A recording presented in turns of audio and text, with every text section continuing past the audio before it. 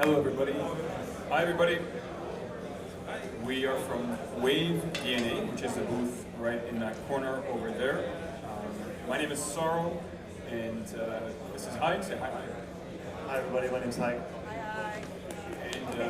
And we will be your presenters for today. Just a little quick background, WaveDNA is a company from Toronto, and WaveDNA has two products.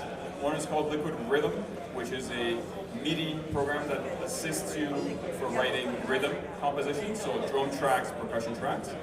And we have a second product called Liquid Music, which we are going to show you guys today. And Liquid Music is again a MIDI product. And Liquid Music, same as Liquid Rhythm, the first product I mentioned. Liquid Music allows you to compose melodies and harmonies, and it has a lot of built-in systems to assist you when you're composing. So whether you're a beginner or you're an expert with music theory, it doesn't matter. Liquid Music will help you compose and get your ideas out quickly. And we also hope that it's really fun to use, because we have a lot of fun using it. So let's get started. Before we show you what Liquid Music is, let me just say that I've got it plugged into Ableton Live right now, but Liquid Music is a VST and audio unit, so you can use it with other DAWs such as Cubase, Studio One, Logic, and so on. So, as we said, go ahead. It also works in Pro Tools. Pro Tools, awesome. So, as we said, Liquid Music is a MIDI composition software. So, what does MIDI mean? Of course, we know that MIDI is the digital notation system for a recording software such as Ableton Live. And everybody's familiar with this kind of an interface, right? We call this a piano roll, and when you add or remove notes, you're doing so on this piano roll, and these are MIDI notes. So I think we all know that when we're recording a composition, or we're creating a composition or editing one using a piano roll, there's a lot of clicking and dragging and selecting and moving notes around, and that can be pretty tiring. Can be cumbersome, and there's a lot of room for error, especially if you're not an expert in music theory. I mean, even if you are, if you wanted to create a chord, you'd have to, let's say, create these three notes, and you'd have to sort of hope that they were in key and they were following your chord progression and so on. So there's a lot of press play, press pause, is it correct, is it not correct?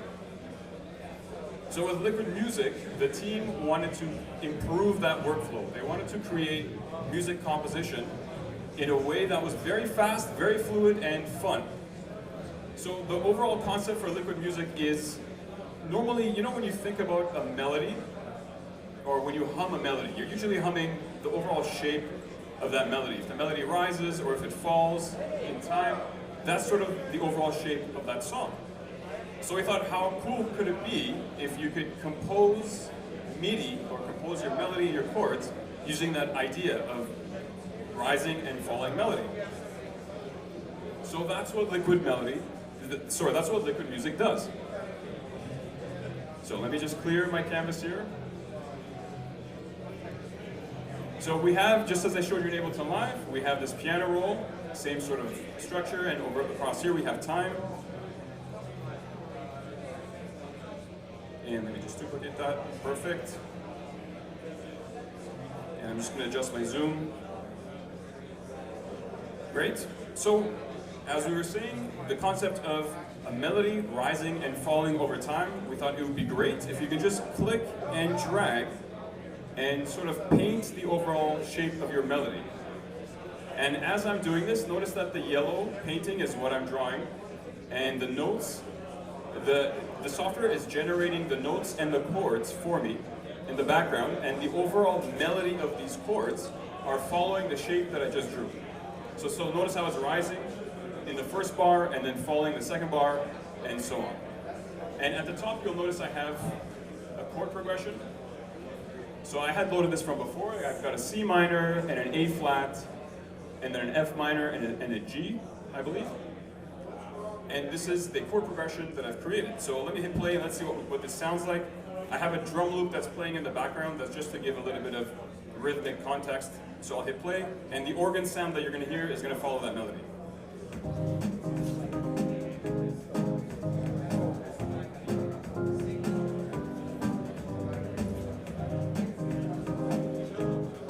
if I don't like the way the shape of that melody works, I can say, you know what, in my second 2 bars here, I'm going to repaint this melody going downwards.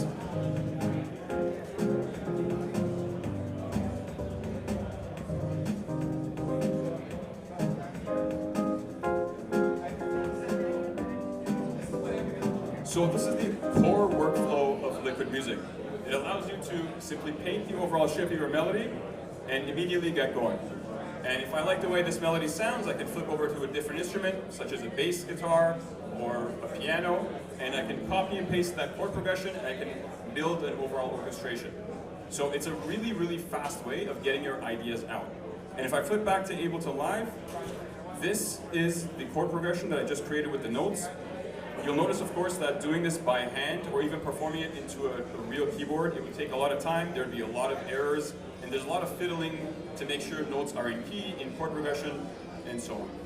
So, speaking of chord progression, I'm going to jump it over to Haig, who's going to explain how to play with the chord progressions in Liquid Music. Okay, so... Alright, so I think maybe the best way to do this will be to kind of first explain what I do. I'm a guitar player predominantly, not a very strong piano player, so I'll come to a project with chords in mind, and I will need to really fiddle with like the really bottom level music theory aspect of it. So I'm coming here and I know kind of what I want. I'm going to do this in a new clip so that we can work through it together. Okay, so great, so what our tools let you do is, using this track above, basically we let you sequence a chord progression, and through that chord progression you're going to filter notes that match those chords above. So right now I have the chord C, and I'll do this really piecemeal. I'm going to draw a little sketch here, and what I got here is 3 note stacks. They're all the chord C. I think before actually I sequence more chords, let me show you guys how the tools work. It's you can edit everything in a really modular way.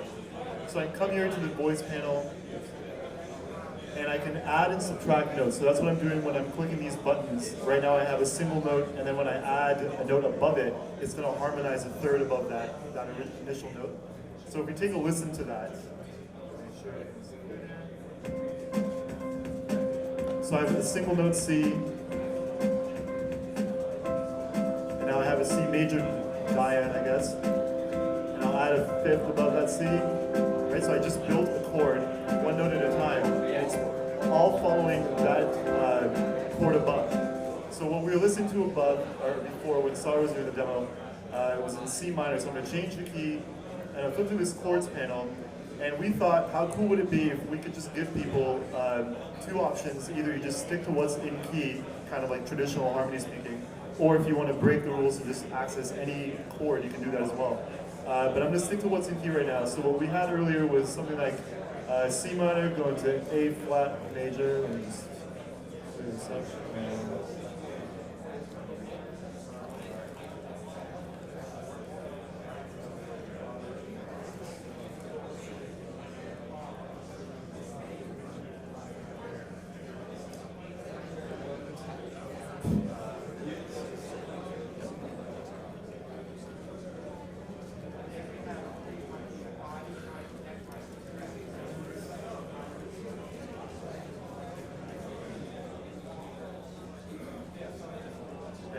Okay, so we had C minor, A flat major, going to F minor, and then G major.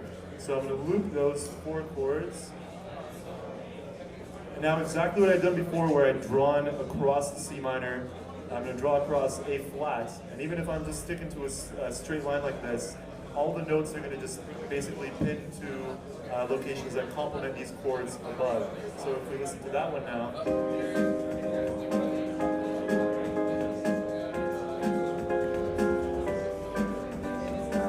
So this is a really basic chord progression. Every chord is a 3-note chord, right? It's like the foundational part of the chord. But if we wanted to make this a little bit more interesting, we could just start adding like tensions, like 7s and whatever notes make a chord sound jazzy. So I'm going to do that. I'm going to go ahead because, you know, and I know that in G, I want that to be a G7 anyway. So you have access to all these chords. Everything I'm doing down here is basically adding adding notes that'll make your chord sound more colorful. So because these are all 4 notes, I can go to my voice area and just kind of like add a note on top. And if let's play now, everything sounds a little bit more colorful. And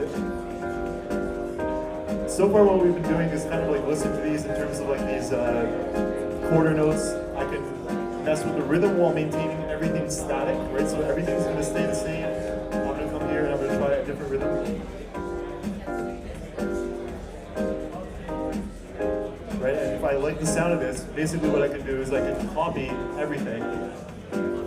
So that's the chords, the rhythm, the shape of the melody, and I can switch back to live, and maybe I want to like add a string section to this.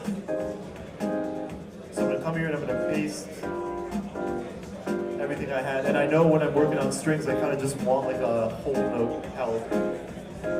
So I'm going to come here, and I can pick from my presets list. You can also do this manually, but since that would take just a couple seconds longer, I'm going to do that here like that. And now I have strings underneath, and I didn't need to redo anything. I didn't need to like find the locations. This is all like if you know what you're doing, it eliminates a lot of the legwork by letting you mess with parameters that then work for you. So instead of manually inputting every note one at a time, you can just say, well, I know that I wanted this from the very beginning. And you don't need to necessarily do all the legwork for that. So that's one of the cornerstones of the workflow, is being able to keep in mind a chord progression and then paste it and then add a different like performance kind of to it.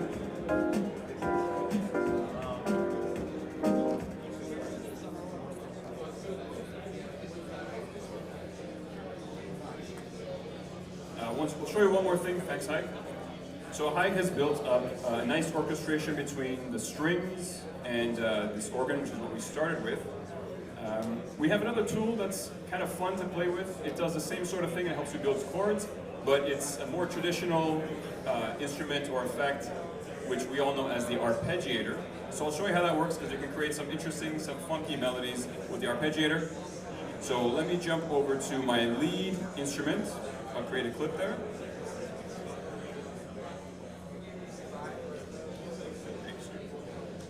And I'll flip back, and I will do the same thing Haig did earlier, which was to paste everything. And that'll paste me my chord progression up here, as well as the rhythm down there, which is great. So I want to change the rhythm, and again, this is what Haig was showing us earlier. I'll change the rhythm to something very busy. I'm going to do 16th notes. So I'm going to click on this, and you'll notice my melody is very, very busy. I'm not going to hit play now because that might sound a little bit disastrous. We're on a lead sync, so I'll save you guys that trouble.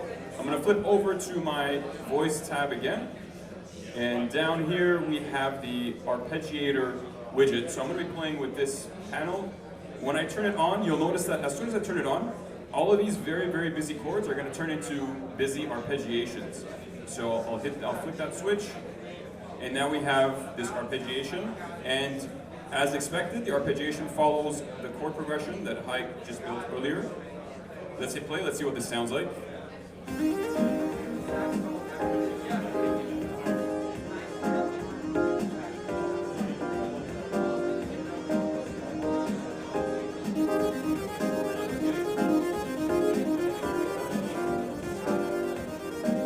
So what's really interesting about the arpeggiator, and what's really fun, is that the arpeggiator follows the same rules as we were showing you earlier about painting, like clicking and dragging on the arranger. So if I were to click and drag on the arranger, I can draw the overall shape that I want the arpeggiated notes to follow, and I can create an interesting rising and falling for those arpeggiated notes.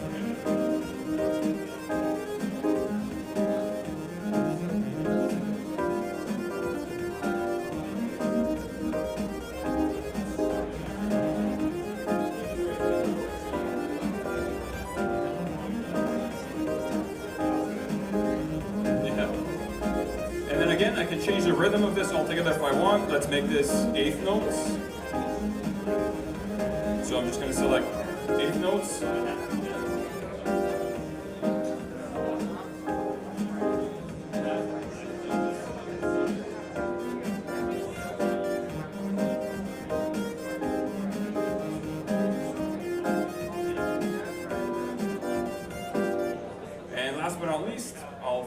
bass line in the exact same way. I'll flip my bass, flip back, choose paste everything to import my chord progressions again, and I will remove some voices and redraw the bass line down here and hit play.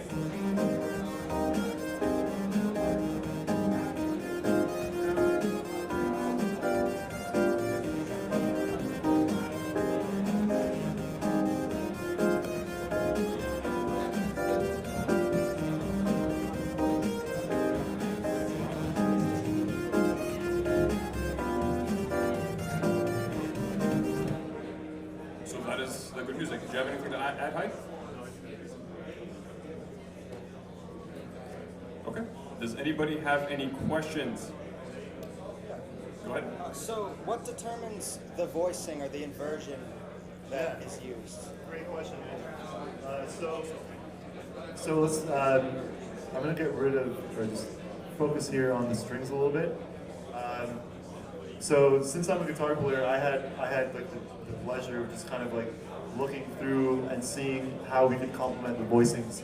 The voicing panel, you can manually adjust these buttons if you know exactly how many notes are in your chord. You know you have a 4-note chord, you can make that into like a guitar voicing, like a drop 2 or a drop 3 or something. So I've actually just programmed those in there. So if you want to see what these strings sound like with drop 2, you can do that as well. So that'll sound like. Just gonna get rid of this lead and that string up.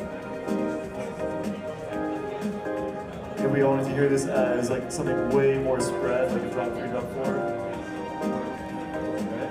So you got like old jazz voicings, everything's in there, and you can manually create this as well if you know what you're doing with it.